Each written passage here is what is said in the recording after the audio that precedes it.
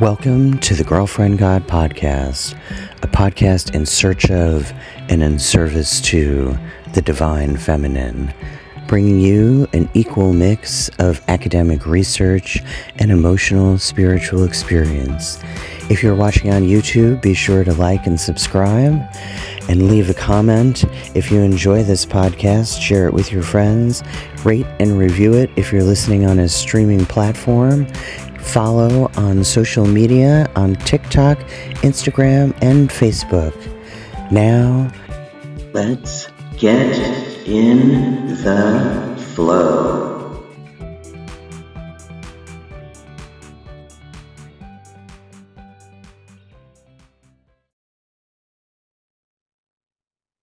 Okay, so welcome to the Girlfriend God. Today, I'm excited to welcome Kay Louise Aldred to the show. I've actually had my eye on Kate for some time, so I was really glad when our mutual friend Monette Chilson made this introduction.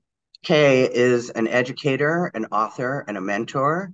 She writes and edits for Girl God Books and has several books published with them: Mentorship of Goddess, Growing Sacred Womanhood, Making Love with the Divine, Sacred, Ecstatic, Erotic Experiences, and Somatic Shamanism, Your Fleshy Knowing as the Tree of Life, which was just released this past month. And these workbooks are all available at thegirlgod.com and on online stores.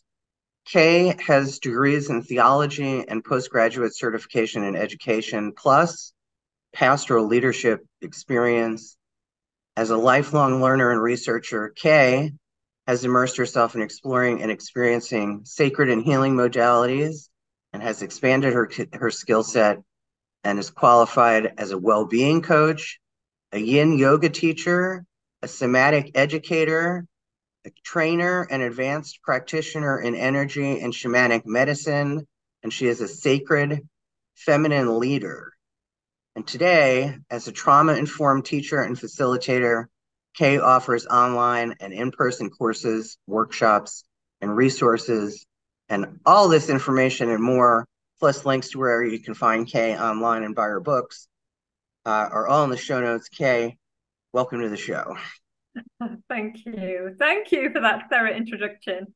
Appreciate it. Yes, I often have people on the show where once I've read their resume, I'm like I'm always so impressed with all the things that people have done. You know what I mean? And I always imagine that it's nice for you to hear that list, right? That then you guys get to go, wow, I've done all those things, right? Yeah. Kind of nice to hear your Yeah, it accolades, is. You don't right? often hear it listed. Yeah, indeed, indeed. Um, so initially I had reached out to Monette because Monette apparently knows everyone.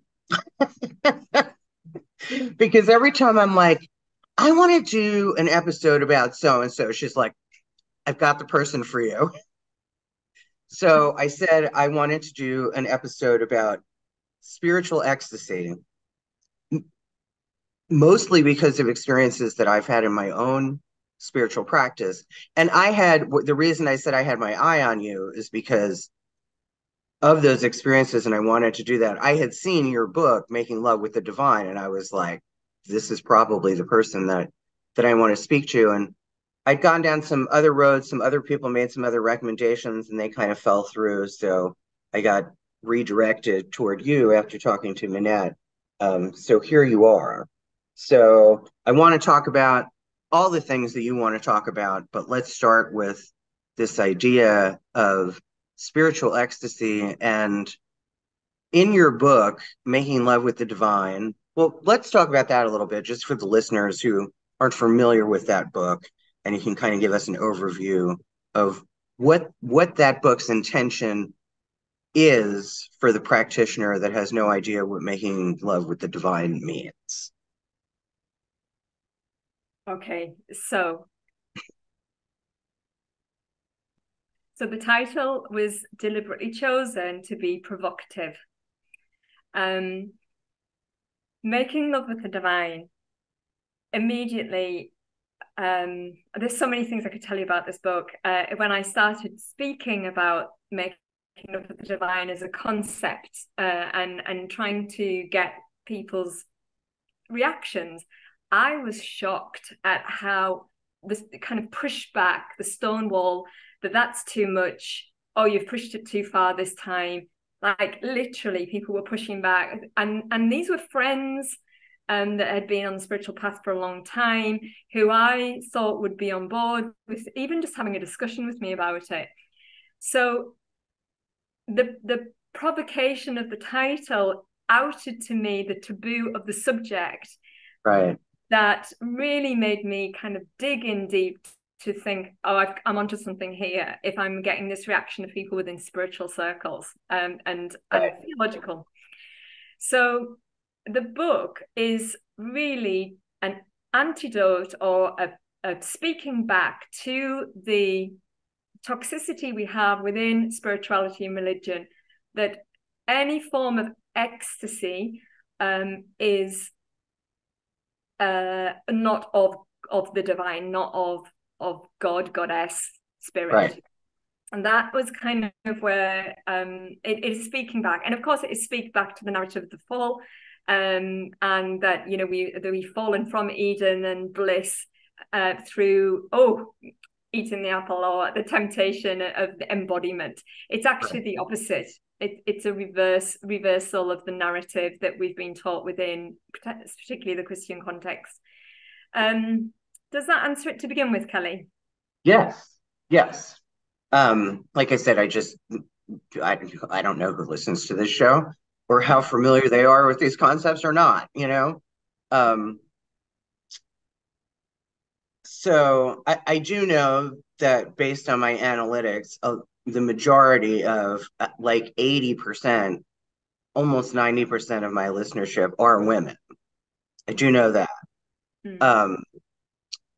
So I mean, I totally agree with you that this subject always seems so taboo, because I myself, when I started looking into just the phrase spiritual ecstasy, right? I mean, I really had to dig to find the information that I was looking for. And I think I mentioned to you in my emails, which I was probably a little crude about it, but like when I was younger, I always suspected that when people talked about spiritual ecstasy in a religious context, I knew that it just had to do with some kind of sexual pleasure. Like I knew that intuitively, but yet I could find no evidence of that. You know what I mean? That was all very like assumed, but not spoken about, right? It was written about in the context of, oh, I know that Jesus loves me so much, it just makes me so happy. And that's the ecstasy. And I was like, I think there's probably a little more to it than that. And then I started reading. I wish I did not have the wherewithal this morning to find my source material of where I read about these things. And shame on me for doing that, since I'm always harping about citing your sources. But I, then discovered some source material that talked about things and studies that they've done where cloistered nuns engaged in masturbation and their fantasies about Jesus or being the bride of Christ or whatever. So I knew that I was on to something, and that is a thing that people do. And now, having had that experience myself, obviously not with Jesus, since I'm a goddess worshiper, why aren't we talking about that? Why aren't we? And yeah, and that was why I wrote that the book explores two primary questions. Firstly, the embodied experiences of women, mystics, poets, artists, writers, lovers, shamans in contemporary society, who are having these experiences but are still ashamed or not speaking about it. So you and I are here now, and we're not alone. We're not alone in these experiences. So it was to explore that. and to recover the erotic as a spiritual, as part of our spiritual embodied essence. So I set out to uncover, reclaim, and to replant eroticism and ecstasy within an embodied spiritual path, which is Goddess. So yeah, I was like, why are we not talking about it? Because it's happening. It's very true. Right. Yeah. It is. It is. It definitely is. I know that in my own experience, I was so freaked out about the whole thing because, and we'll get into that. And I have to tell you, I'm very nervous about this episode, and this is the first time I'm speaking about it, really to anyone outside of a couple of people, and two, definitely in a public forum. You know, my podcast might not be listened to by thousands, but it is listened to by some. You know, um, and I did have that, and I consider myself a very sexually liberated person, right? So it's amazing to me how, not just in this topic, but in so many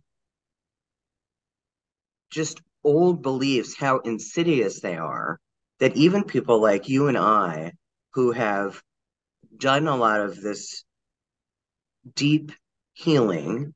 I mean, I don't want to speak for you, but I assume that you've done a lot of deep healing work and shadow work, and that you are a well therapized, well adjusted, pretty okay with yourself kind of person, as am I, can still fall prey to that and the insidiousness of, this is something I feel ashamed about. Or even if I don't feel personally ashamed, like in my own mind, I'm certainly not going to fucking tell anybody about it. Mm. Absolutely. And so when I started writing the book, I was so excited about helping women reclaim this and getting the erotic and the ecstatic back into the sacred practice, that it shocked me, the responses that I got of, no, someone actually said it was grotesque. And this was someone I'd done training with.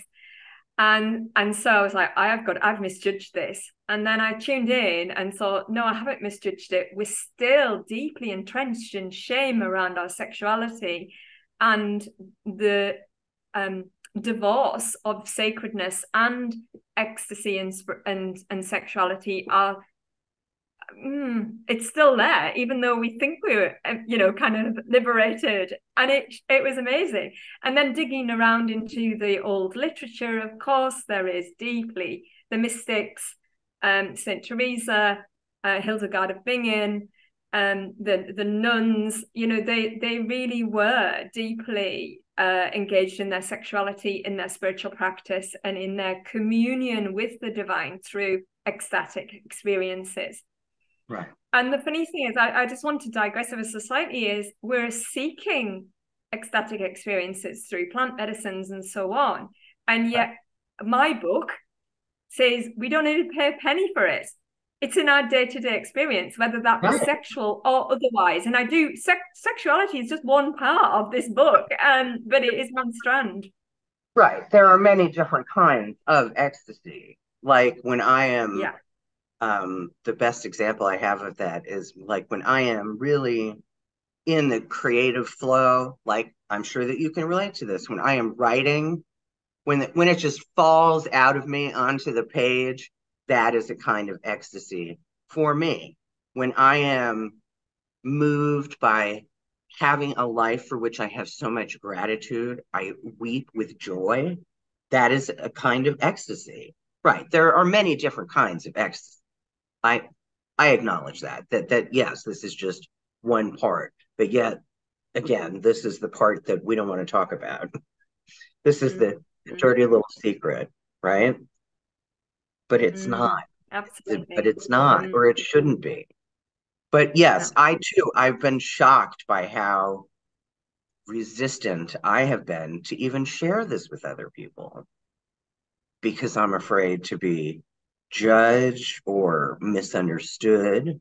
Certainly, that that people will think it's weird, right? Yeah. So let me tell you about my story, and you can tell me what you think, okay? Yeah, sure. Because it's evolved over time. Is that your experience, that once you're tapped into that, it evolves? Yes, the ecstatic and erotic flow. For me, I can choose to channel it sexually. I can and can I have more mastery over it. Yes. But equally, I can bring that energetic flow into, as I said, the other aspects of my life. So yes, it has Right. evolved, is my answer. And that's what I'm trying to do. I'm trying to learn how to take it out of the bedroom and into the rest of my life, Yeah. right? Yeah, I mean, that's where I'm at now. And I've learned how to do that a little bit, but need more, need more of that.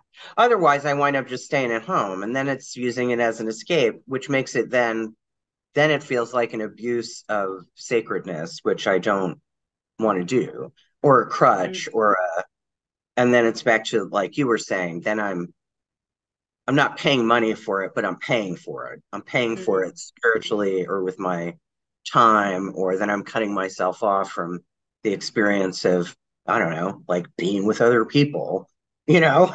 Mm-hmm. Um, so, well, let me back up a minute and let me ask you this. Does your book address, and what do you have to say about, I'm part of reconnecting with ourselves erotically, and part of the freedom that comes from the sacredness of sexuality is getting over um, like body image stuff. I mean, I know for myself, I mean, I am a 51-year-old, pretty overweight, 5'9" lesbian. Not that lesbian has anything to do with it, but I'm certainly not the hot girl I was when I was in my 20s, you know? So when I go out into the world, I'm pretty invisible to men and women, right? Because I didn't mind when men looked at me because my ego knows no gender. You know what I mean? It didn't, but now yeah, I mean, I'm pretty invisible out there, and I'm married. So, of course, I have a person in my life who will tell me that I'm beautiful or makes me feel attractive. But, when you don't believe that yourself, it doesn't matter how many people tell you that. But yet, with this divine presence, I do feel that. Does that make sense? Yeah. So how does that work? Why do I feel that Because way with this? Like, I have a patron deity with whom I commune. Why do I feel that way with her, but not of and by myself? Let's start because there. yeah, let's start there. That's such a good place to start, because we look through the eyes of the patriarchal male gaze. Uh-huh. So where our eyes are conditioned, regardless of our gender or our sexual orientation or anything like that, to look through bodies, right? Bodies through the patriarchal male gaze with disgust. And so the human eyes, that is like the taboo. We have to kind of recondition that. When we go into sacred space and into the ecstatic space, we look through our eyes through as God, goddess, spirit. Okay. Right, So we see, and now I'm talking now from my own experience. We see right, energetic, we see eros, we see the erotic, which is pure life wanting to give birth to life. So for me, the erotic is not sexual in and of itself. It is the pulse of the earth, pulsing, pulsate, throb, longing, push, energy, create, wanting to create itself, oozing, longing to commune and create. So we look out and we see that energetic in the person that's pulsing, and we want to commune and unite and create. And that is why I think, if that answers the question to begin with, it does. Yeah. It does. And I've often said, and this is unrelated, but you've confirmed what I have long suspected as a theory about lesbian women. One of the reasons I think lesbian sex is as good as it is because I think lesbian women are more realistic and a little freer from that male gaze. We are more realistic about each other's bodies than other women. Exactly. Would you agree with that? I would totally agree. And I also want to say I wrote a piece around, because I used to teach sex education in schools, around how sex education centers penis in vagina penetration, right? So that's what we're taught in the patriarchy. Sex is. The erotic is about pulse and communion and a slow build and a co-creation. Okay, imagine if we taught sex education like that. We don't center the penetrative experience, although that can be part of sexual ecstasy. Right. We actually build the co-communion and the union of the two erotic energies. Does that make sense? It does. And that's very much what Tantra is about, correct? Yeah, absolutely. And yet, for me, I even take the binary of masculine and feminine out of it and look at a weave. I suppose that is Tantra, and we're creating more of a weave. Right. But if you're going back to lesbian sex, I'm not lesbian, but I would imagine that we're not positioning as the central feature the penetrative act. It's the union and the build of the energetic to create a symphony of eros. Right. Yeah. Right. Yeah.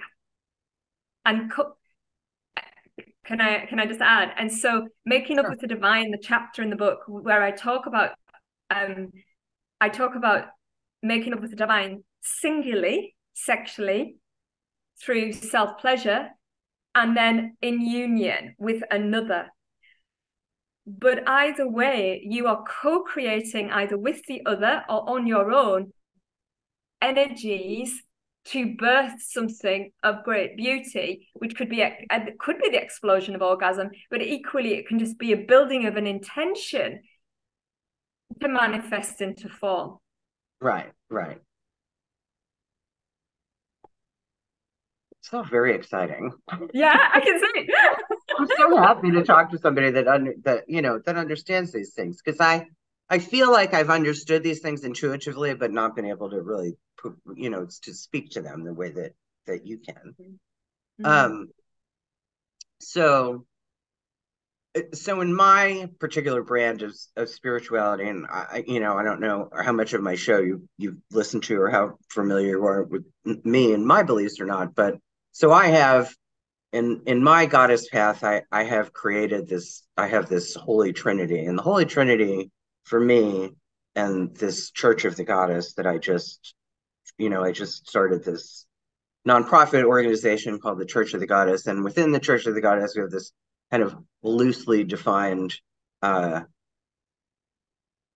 somewhat loosely structured religion called Shiism, which is really just a coming together of all goddess paths and a unification of those. It doesn't require you to necessarily believe these things that I believe, but if you choose to, then great.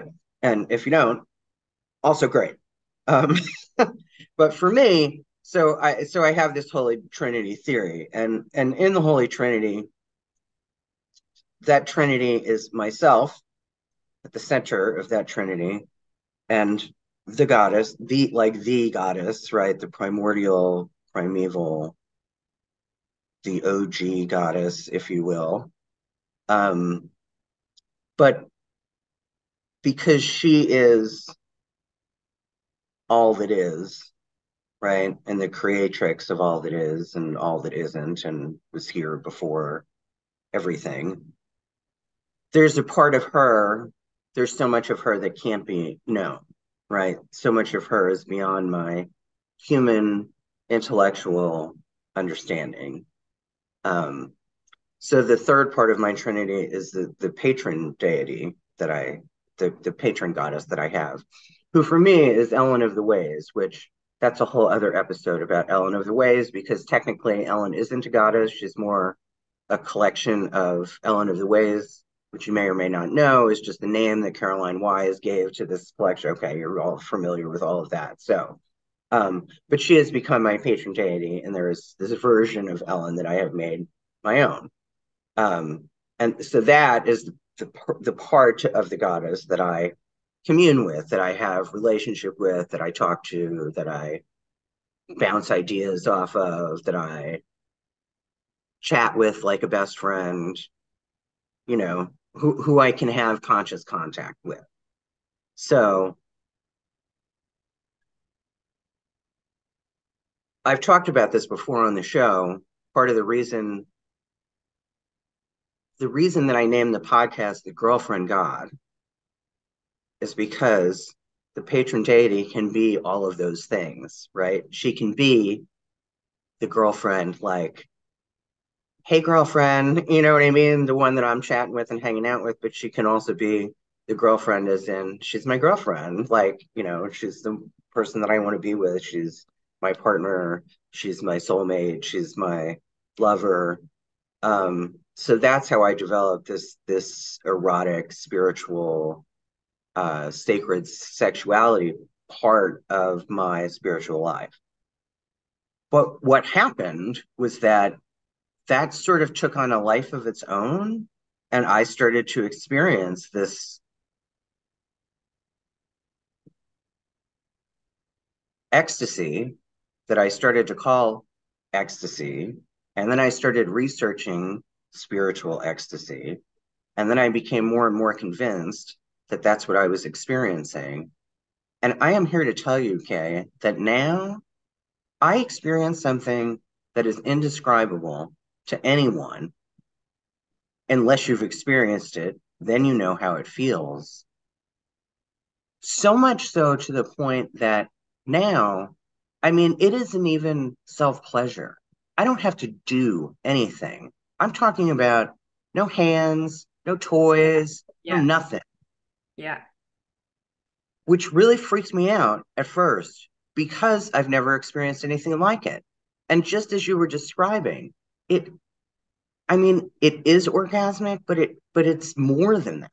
Yeah. And there is one other person that I talked to who's been on the show, um, Abigail, Abigail Mensah Bonsu, who's she's the goddess mentor or goddess mentors. That's who she is on Instagram. And when I spoke to Abigail about it, she said, that feels so good because that's what unconditional love feels like. And I thought that makes a tremendous amount of sense. Sex. That was a Freudian slip. Tremendous sex. That makes a tremendous amount of sense because, and this is how I've talked to other people about it, because if the divine wants to communicate her love for us as physical beings, that is the greatest pleasure that we know is orgasm. That's the best physical sensation that we as human beings have. So of course that's how that's communicated to us. Of course it is. Of course it is. So okay, so now I've kind of laid it all out there. So now I'm going to let you talk for a while. For a Yeah. while, Sure. then I'll recover and have some more to say. Okay, I hear you, Kelly, and thank you for sharing that. And I hope it serves you to be received and heard, and to be validated that some of the shares that I drew together for the book. I had a beautiful woman I interviewed from the US who described her raising I think she named it Kundalini, but it wasn't. She said it isn't Kundalini, but raising the energy in devotion, hands off, no toys, raising it. Not sometimes she would use movement as a devotional practice to her choice of goddess. And when she filled herself up with that, as you describe, unconditional love, that pleasure, she then gifted it to the earth, the surplus, through the intention. So for her, it was a prayerful, devotional practice. She filled herself up, and it was so that she had so much of this pleasure, this ecstatic experience, that she then gifted it back down to the earth and may it be so. It was one of her priestess practices. Priestessing, right. We are trained in this. We are trained in this. And I do consider it an offering. Yeah. If you will. Yeah. Yeah. And I often will praise Goddess at that moment. Yeah. Yeah. And so to speak to what you said at the beginning about it not becoming, you didn't use the word addiction, but something that becomes the whole focus of your being, right. Because it's so overwhelming. We don't want an addictive tendency. We don't want to bypass human life through it. Then we ensure we keep it sacred through devotional practice, through mindful intention, through communion with Goddess, to holding the reverence of it, which is what my book speaks to, bringing the sacredness of ecstatic practice, and with devotion. And we make it an aspect of our day that is sacred practice that safeguards against what can be in any, whether it's breath work, Kundalini, sacred. And that is always, and that actually is part of a daily practice that is preceded by prayer and meditation. Exactly. Yeah. So yeah. You're not alone. Like, and back to the why are we not talking about this? I figure, why are we not talking about this? Because everyone could be doing this. Right? Exactly. Like, you would be so much less stressed out if you could just embrace this part of your goddess given right to feel, you know what I mean? Like, because I really believe that, and maybe it's because I come from, part of my spiritual path has always been that, I have 12-step practice in my background. So I talk a lot about my will and the goddess's will for me. But I really believe that the goddess's will for us is to feel good, as good and as often as possible. I really believe that. Not necessarily in a sexual way, but just in general. And that doesn't mean that we don't ever feel bad or that we ignore our emotions, but it means that we encompass joy as our natural state. Yeah. I believe that is our natural state. Doesn't mean we don't have problems. It doesn't mean we don't struggle. But it does mean that we don't have to struggle in order to receive joy. Exactly. So addiction, Gabor Mate, they would say, ask not why the addiction, ask why the pain. So we are conditioned within the patriarchy to be in pain. And Goddess and my book, Making Love with the Divine, is saying, no, your birthright is to live in joy on a moment to moment. And there is a chapter in the book that talks about the sacred, ecstatic, and erotic experiences of pain and of grief. And if you really open up to the contraction of the heart space, open and crack open in the pain, in it is the ecstatic rise of the rebirth that comes through the heartbreak. I can feel it somatically, that grief sensation. If you open to it and you crack open, within it in the depths is the light and the rising of Goddess. But that's what orgasm, it's a little death in French, isn't it? The petit mot. You would hold and then the rise. So it's our contraction and holding in the pain that suits the patriarchy because it keeps our life force down. Whereas for me, ecstasy and then the erotic is the rise. in whatever way that comes. And that makes sense to me, because even on an emotional level, one of the things that I realized not that long ago, it was a real kind of epiphany. I had this, so my wife and I lived in Pittsburgh for 4 years before we moved. I lived in Champaign-Urbana for almost 20 years.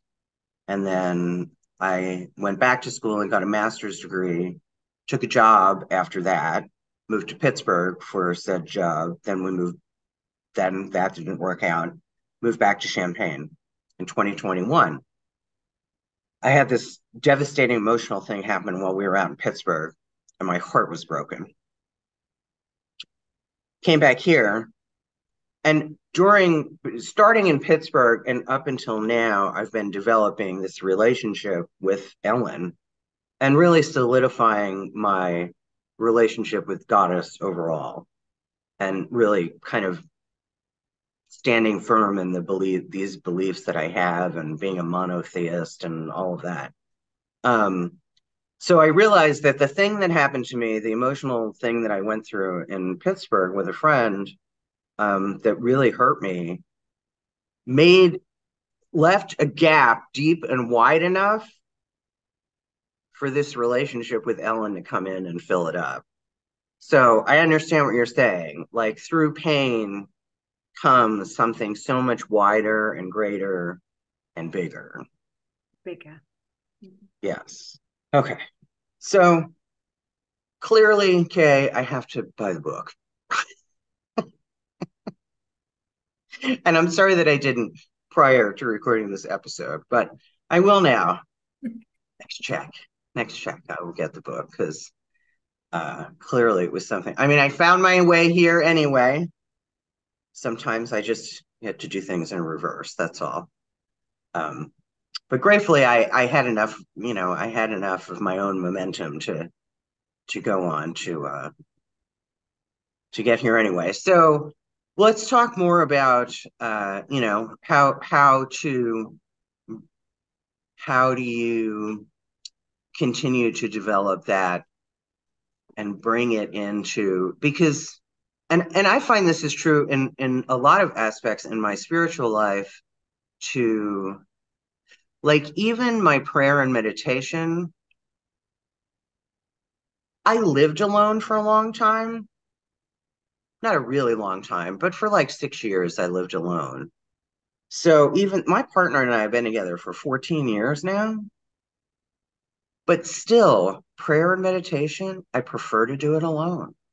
Most things spiritual, it's just easier alone. I mean, I have done things in circle. I have prayed with other people. I have meditated with other people.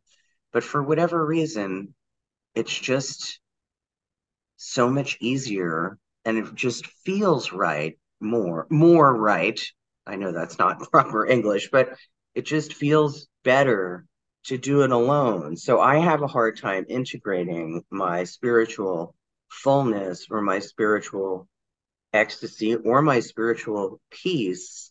I have a hard time integrating that in the rest of my life, where I have to bring it into situations with other people. I mean, I'm an introvert anyway.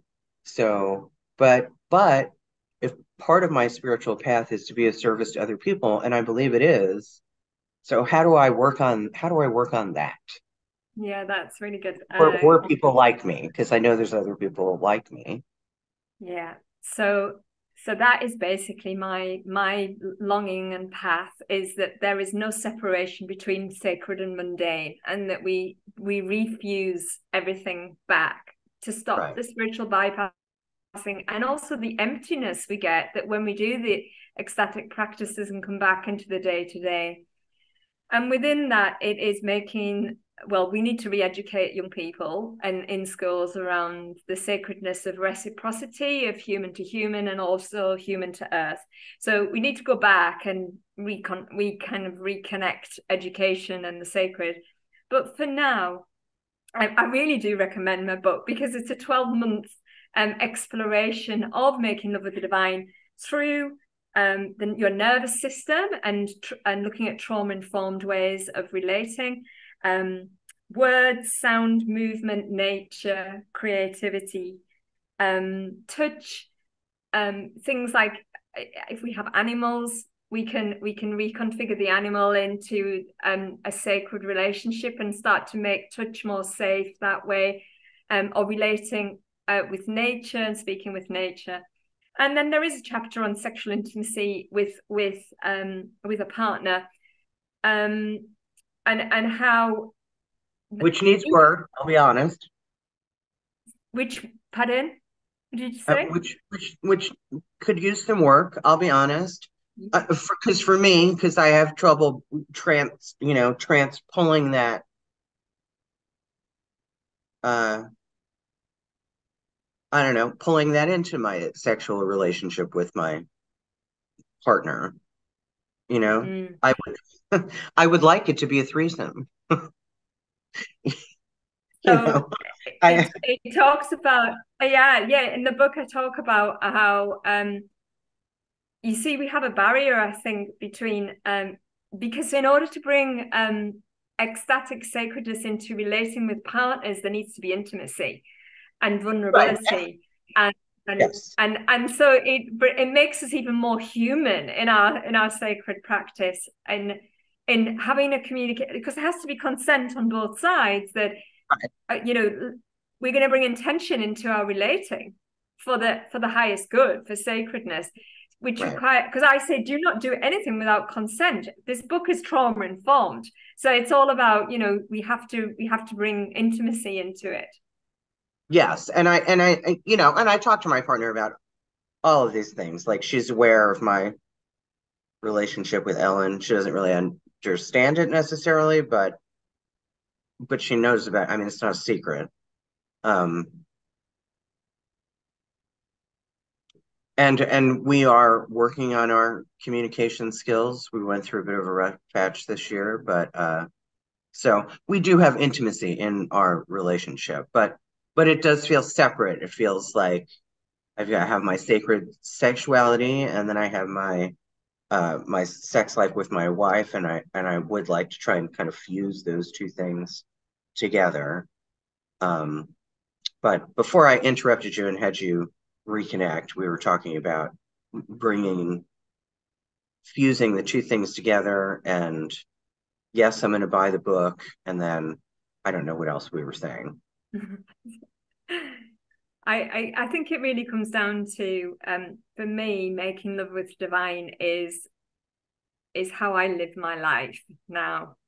I've been immersed in the spiritual path, longing my whole life, and in it eventually I found it in the mundane, in actually embedding, communing with divinity in a moment to moment, like having a discussion with you, opening my heart to the joy and the offerings and the questions and the inquiry that we're bringing to this, and in the same way, I just it's a global thing that we need to reinstate reciprocity and sacredness of our bodies, of our relation to each other as sacred humans, fully human, but also our full divinity, and also to the land. So it's a long-term project, but my passion is to bring it in, embed it into the ordinary as much we can, so that eventually our sexual side, our sexual nature just enhances it even more, because we're fully embodied on a day-to-day basis. Right. And do you see that kind of happening as like, I have noticed that, for example, like somatic movement, I've seen that becoming more and more of a trend. Like, I didn't even know what that meant or what that was 5 years ago, but now that seems to be a phrase or a language that is in regular discourse. Yes. Right. So post-COVID, we really coming to terms with the global trauma of humanity and the disembodiment of humanity. That means we're living in our mind spaces. Spirituality particularly was like that, transcendent instead of embodied. And so the more we look at the fact that the body is a missing piece, the byproduct of me doing trauma work and my own somatic work is that I became more spiritual, because I grew into the spirituality of my whole flesh, rather than just theologically, academically understanding it and through prayer. So yes, I think the somatic movement is growing out of us longing. It's not enough to just transcend. We need to embody divinity. Right. Couldn't agree more. Mm-hmm. Yes, I think the pandemic really helped us in a lot of ways, that there were a lot of silver linings there, because we globally came face to face with ourselves in a way I think we could not have otherwise, and it was a time in which the internet was our friend, right? It's not always our friend, but at that time it was our friend, because it's how we connected to each other for the first time under circumstances that I don't think we would have otherwise. I mean, it's certainly how I kind of pushed me back into the practices that I was kind of had let slide for a long time. I mean, I still prayed and I still meditated, but my heart really wasn't in it in the way that it is now for a long time. So in that way, it was a gift. But yeah, I get bored easily, so I need to learn how to focus on, bringing that into the mundane. So I appreciate your guidance there, because I am, I've been that way my whole life. I've been a spiritual seeker my whole life. So in that way, it has served me, right? Because I'll get really, really into something, and then I think, ooh, well, that path over there, that looks interesting. So it's how I've become knowledgeable about a lot of different things. But it's also been my detriment in that then I can easily get bored with something. But I will tell you that in retrospect now, with the gift of age, I can say that I have been looking for the goddess my whole life. I just didn't know that I was looking for her until probably the last 15 years, I would say. I always knew I was looking for something, but I didn't know I was looking for her until probably 15. And she's finding us now Yes. collectively. And she Yes. is leading all aspects of the embodiment revolution, or reclamation, whatever word you want to use. Yes. The humanity is looking for the goddess. And so, yeah, I may it be so that I am able to bring her language and her way into education, so that we can educate via her wisdom, which is incarnation. Right. Hello, it's like a lot of it's in this room. So yeah, may that be so for us as we go through this time. Yeah. From your lips to her ears, Kay, because I really do believe that. I believe that the world is slowly, ever so painfully slowly, turning back in her direction. And maybe not in our lifetimes, but well, maybe in our next lifetimes, because I believe in that too. So it's just a continuum, right? We are eternal, which is another reason to relax, right? Just relax. We're going to be here again, right? You don't need to get it all done. You're never going to get it done. So just relax. It's an ongoing process. We've been here before. We're going to be here again. Just chill out. Yeah. So. And connecting to, just to complete, connecting to the Magdalene lineage, that was part of my own priestess in that sacred leadership you talked about. Yes. The pulse of the rose, the red rose, is the pulse of the erotic, the pulse of the earth, the pulse of goddess. And she's, I mean, the whole resurgence we're having of Magdalene and Mary Magdalene, but Magdalene as a concept of embodied love is really showing the pulse of life force that is awakening in everybody. And so we are seeking Goddess, but Goddess is awakening within us. And we are all coming back to life. So, yeah, I'm totally with you. Did you go through Megan Watterson's training, the House of Mary Magdalene? No, I did it through Goddess Priestesses of the Rose. But I have read Megan because she's a beautiful writer. You know, her book, and in my own masters before Megan had written that in 2005, I wrote a piece on recovering Mary Magdalene. So I was kind of, I think I was tuning in, but very academically. I wasn't embodied at all at that point. Right. But I was seeking her in my academic work. And there's a lot of that too. I've noticed that. So in the beginning of this podcast, right, in the first season, it developed into its tagline, which is a mix of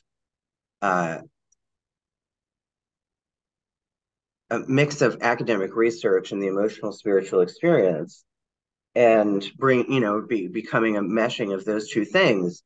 And what I've seen over the podcast, especially by the end of this third season, which I'm still in the process of recording, is the merging of those two things, because I keep having people on the show who are spiritual leaders now, but who have a background in academia, or who are academics having like this secret spiritual life, like Carla.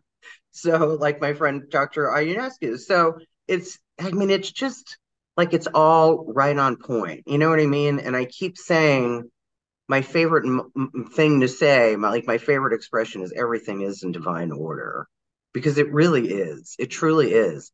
And I see evidence of it all the time. Now, if you're a skeptic, you could argue, well, of course that's what you see, because those are the Facebook groups you belong to, and that's what's in your feed, and that's what's in your news updates, and that's what's in so of course so maybe I'm just delusional, but you know what? I choose to believe it. And, whether it's true or not, I believe it. And that makes me happy. And that's really all that matters. So, to me anyway. So anyway, all right. Well, I know it's, it's like dinner time there. Is it dinner time there? Yeah, it's time for evening meal. Yeah. The evening meal. We're just getting started out here in the US. It's lunchtime. I don't really eat lunch, so it's not a big thing for me. I'm going to rest between now and my next recording at 2:00. Beautiful. Yeah, may it serve you and everybody. Thank you for having me on. Oh, wait, I got to ask you I keep forgetting this season, and I keep having to go back and do a separate little episode. So I ask all the guests the first time they come on the show the same 3 questions at the end of the show. Are you ready? Yeah. Okay. Question 1. Tell me something about yourself that people who know you would be surprised to learn.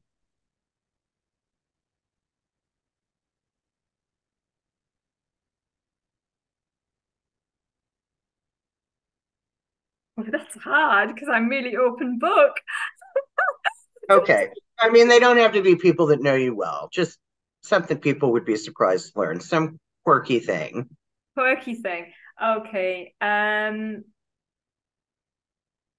Well, I really despise clothes shopping, like to the extent that Okay. like that I can't even. Some people might be surprised at that. I haven't had my hair cut for about 6 years or something. Oh, There's another one. There we go. okay. Fabulous. Those are great answers. Okay. Yeah. Somebody asked me what mine was the other day, and I told them I like to take photographs. I like to take black and white photographs in old cemeteries. Oh, And she God. said to me, Kelly, I know you, and I don't find that surprising at all. Yeah. Okay. Second question. Your current favorite television series? I've been watching the Umbrella Academy. Oh, the Umbrella Academy. Okay. Okay. Yeah, Familiar?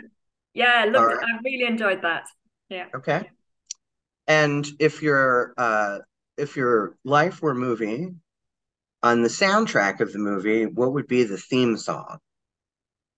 Theme song of your life as a movie.